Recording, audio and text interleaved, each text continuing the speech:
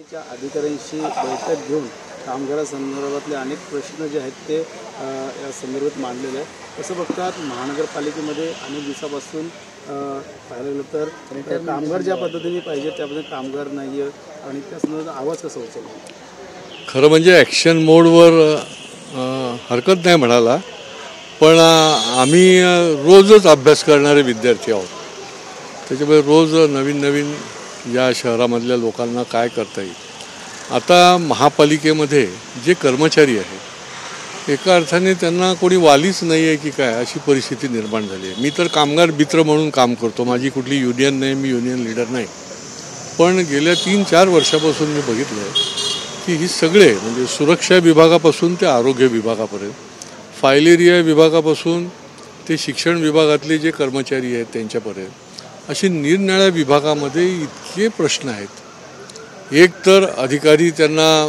धुडकारून लावतात, एक तर अधिकारी त्यांची सुनवाई घेत नाहीत, लेखी दिल्यानंतर देखील त्या ठिकाणी अधिकारी त्याचं रिप्लाय काय त्याचं काहीच करत नाहीत। मग ते सफाई कामगारांच्या वारसा हक्काच्या संबंधी असो किंवा कुठलाही प्रश्न असो, शेवटी कामगार हा कुठल्याही महापालिकेचा एक ज्याला म्हणता येईल की बॅकबोन आहे। कुठलीही कार्यवाही करायची असेल, काम करायचं असेल आणि त्या कामगाराला जर तुम्ही अशा पद्धतीने आणि म्हणून जवळजवळ 3 तास संबंधित वरिष्ठ सगळे अधिकारी अगदी ॲडिशनल कमिशनरपासून त्यांना समोर बसवून निरनिराळे विषय जे आहेत ते आपण त्यांच्याशी चर्चा केली आणि मला खात्री आहे की काही विषय तर त्या ठिकाणी त्या स्पॉटवरच सुटले। मग वारसा हक्काचे असतील आमच्या सफाई कामगारांचे किंवा सुरक्षा रक्षकांचे, आमच्या महिला सुरक्षा रक्षकांना देखील सोयीसुविधाचे असतील, छत्रपती हॉस्पिटलमधले जे नर्सेस आहेत 25-30 वर्षापासून काम करणाऱ्या, तर त्यांच्या तक्रारीकडे पण कोणी दखल घेतलेली नव्हती। तर तो प्रश्न असेल, हे काही प्रश्न ताबडतोब सुटले। काही धोरणात्मक विषय जे आहेत त्याचा पुढच्या काळामध्ये मी फॉलोअप देखील घेणार आहे।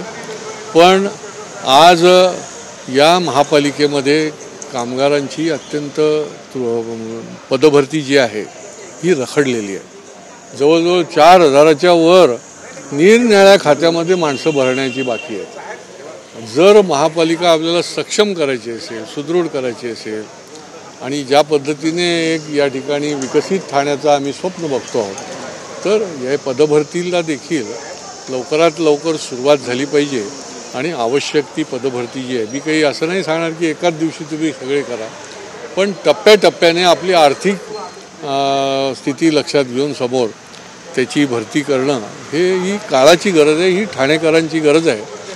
पाण्याचा विषय जो आहे हा सर्वात अतिशय अग्रभागी आहे, कारण की विधिमंडळातही मी ताबडतोब विषय घेतला होता की 50 MLD पाणी मुंबई महापालिकेतून मिळालं पाहिजे। मुंबई महापालिकेच्या आयुक्तांची मी भेट घेतली, ही तुम्ही म्हणता तसं मॅरेथॉन आमची चालू आहे रोज।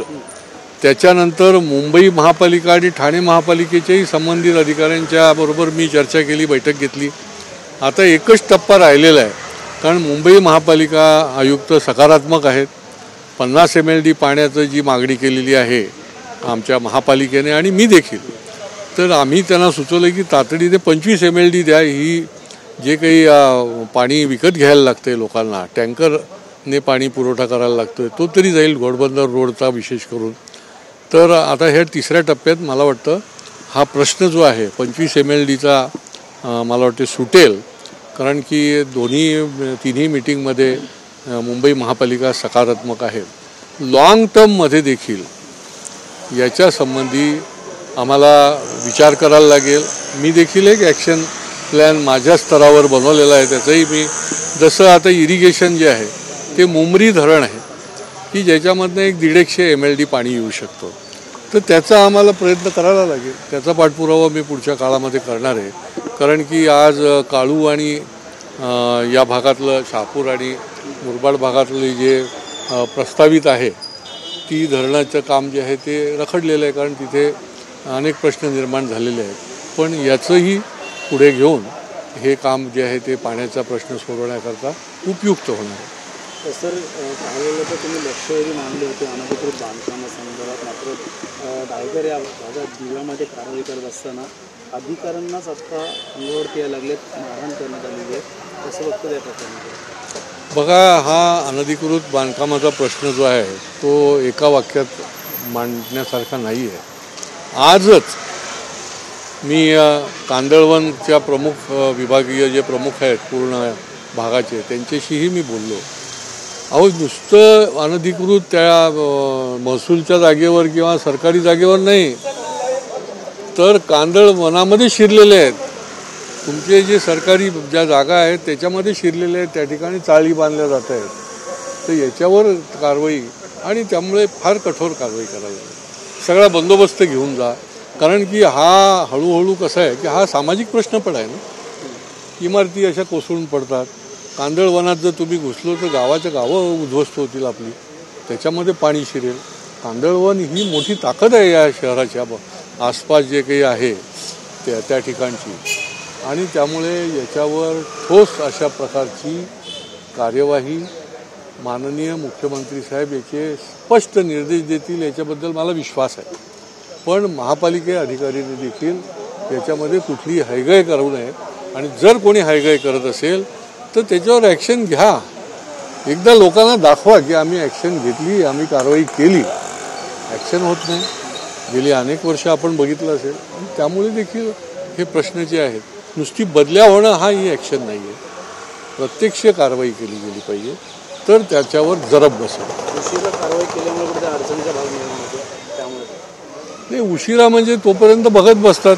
प्रत्येक स्क्वेअर फूटला काही भाव ठरलेला असतो काही लोकांचा. काही जरी अधिकारी चांगले असले तरी देखील मग त्याला जबाबदार कोण असतं? ज्या वेळेला सुरुवात होते त्यावेळेलाच तुम्ही जर त्या ठिकाणी त्यांना पायबंद घातला तर ती कारवाई जी ती पुढचे जे काही मजले चढणार नाहीत. आधी अधिकारी झोपा काढत असतात, म्हणजे झोपेचं सोंग घेऊन, आणि नंतर मग कारवाईचा खूप गाजावाजा झाला, गोंगाट झाला विधिमंडळात, विधिमंडळाच्या बाहेर ही कारवाई करता.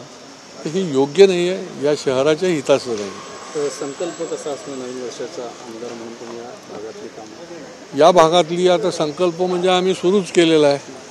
आम्ही जे प्रायोरिटी ज्या शहराच्या ज्याला म्हणता येईल की विकसित ठाण्याकरता जे जे करायला पाहिजे, तर त्याच्या अनुषंगाने बेसिक प्रश्न, रस्त्यापासून ते अनेक ज्या आवश्यक गोष्टी आहेत त्याच्यापर्यंत, आमच्या झोपडपट्टीवासियांच्या टॉयलेटपर्यंत.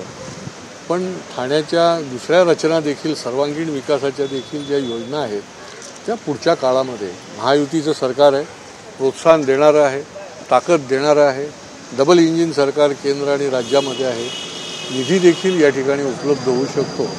योग्य दिशेने त्याचा उपयोग करण्याचा या पुढच्या वर्षामध्ये आमचा प्रयत्न असणार आहे. महायुतीचं सरकार आहे, ठाणेकरांसाठी स्वतःचं धरण नाही आहे, धरण भेटणार नाही, तेच मी आपल्याला सांगितलं की हे जे इरिगेशनने मुंबरी धरणाचा प्रोजेक्ट जो आहे तो आखलेला आहे, तर त्याच्यासंबंधी चर्चा करण्याचा माझा मानस आहे.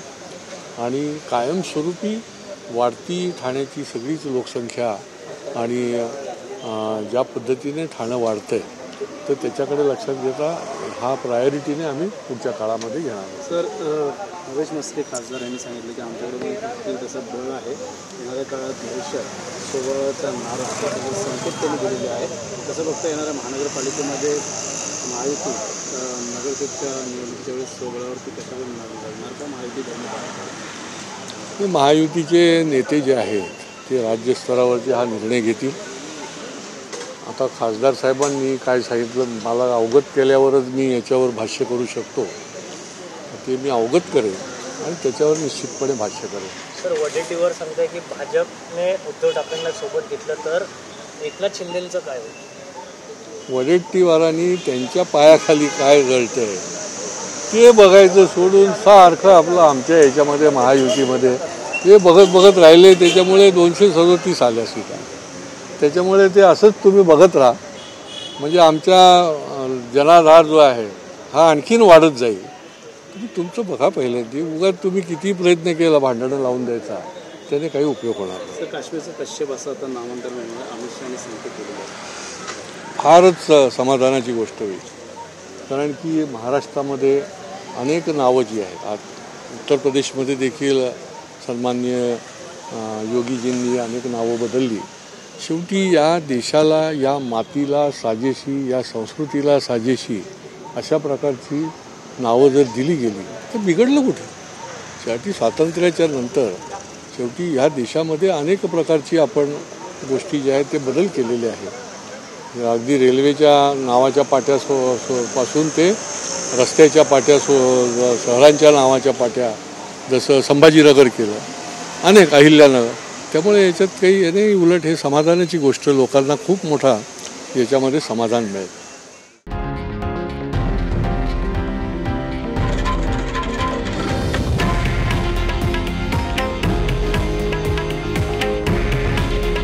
हे आहे देशातील नंबर 1 न्यूज नेटवर्क आणि आपण पाहत आहात TV9 मराठी. काळजी तुमची, हित महाराष्ट्राचं.